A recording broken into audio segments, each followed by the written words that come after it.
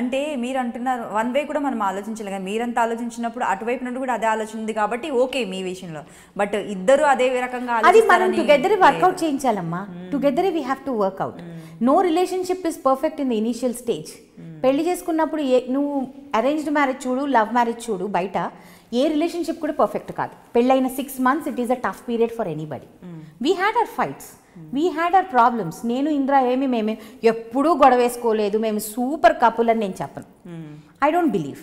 6 months we had our fights, 6 months we had our misunderstandings. కానీ వాటి నుంచి బయటికి ఎలా వస్తున్నాము, వాటిని ఓవర్కమ్ ఎలా చేస్తున్నాము, వాటిని ఒక సక్సెస్ఫుల్ లైఫ్గా ఎలా టర్న్ చేస్తున్నాము అన్నదే important.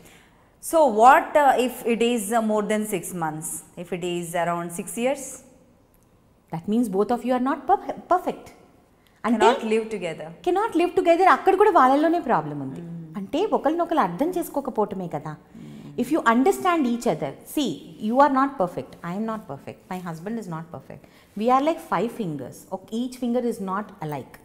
So when we're not alike, అందరం ఒకటిలాగా కానప్పుడు మనము నేను అర్థం చేసుకున్నట్టే నువ్వు అర్థం చేసుకోవాలి అని నేను అనుకున్నానంటే ఐఎమ్ అ ఫూల్ కదా.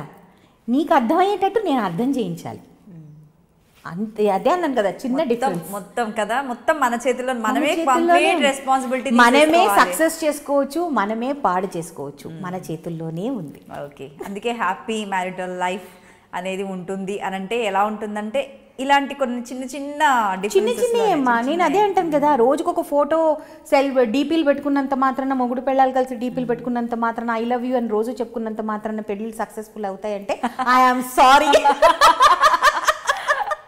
మా అమ్మ మా నాన్న ఏ రోజు ఐ లవ్ యూ డైలీ చెప్పుకోలేదు. అప్పట్లో డీపీలు లేవు, అప్పట్లో మొబైల్ ఫోన్లు లేవు. వాళ్ళు పెళ్ళయి మరి 42 years అయిపోయింది. They are very happy.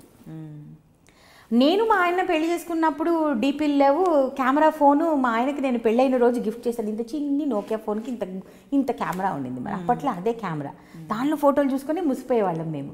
అప్పుడు డీపీల ఆప్షన్ లేదు, అప్పుడు వాట్సాపే లేదు 14 years బ్యాక్. సో రోజు ఐ లవ్ యూలు చెప్పుకున్నంత మాత్రం లేచిన వెంటనే good morning honey, I love you darling అని చెప్పుకొని కాల్ వెయిటింగ్,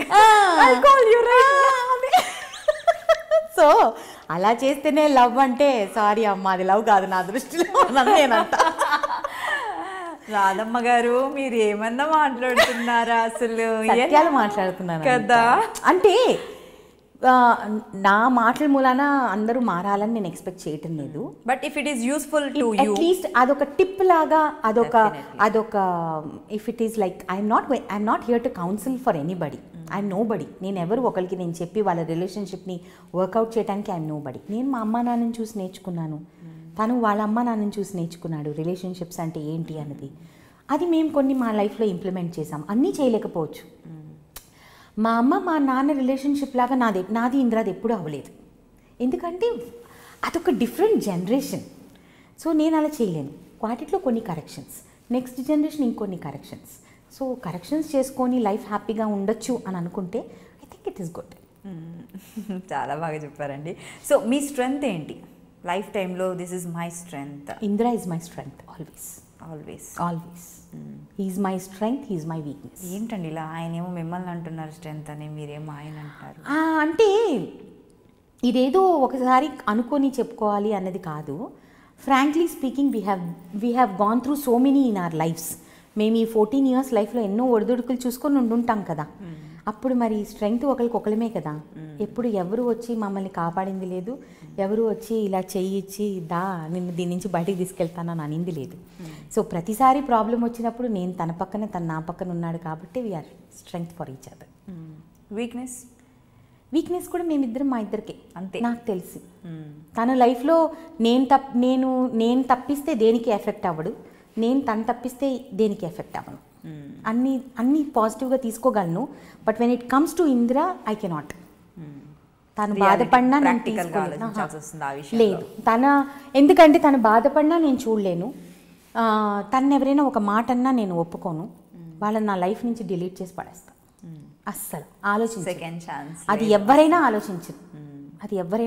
నా మొగుడికి రెస్పెక్ట్ ఇవ్వని వాళ్ళు ఎవ్వరూ నా లైఫ్లో అవసరం లేదు. ఎప్పుడైనా ఫేస్ చేశారా ఏదైనా? అందుకే డిలీట్ చేసేసాను కూడా వాళ్ళని నా లైఫ్లో. కొన్ని ప్రొడక్షన్ హౌసెస్ని డిలీట్ చేసేసాను, వాళ్ళకి తెలుసు. వాళ్ళతో నాకేం ప్రాబ్లం లేదు, కానీ వాళ్ళు ఇందిరాకి రెస్పెక్ట్ ఇవ్వలేదు.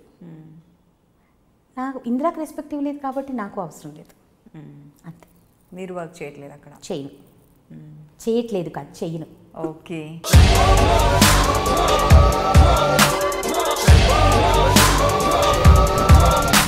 ఫోటోలో ఉన్న వ్యక్తి ఎవరమ్మా? మీ ఆయన చనిపోయారా? అయ్యో, ఎక్కడ పడితే అక్కడ ఏది పడితే అది వాగుతున్నాడని పోలీసులు నగర బహిష్కరణ చేశారండి. మొదటి భార్యని చేసుకున్నాక పిల్లలు పుట్టలేదని రెండో పెళ్లి చేసుకున్నారు.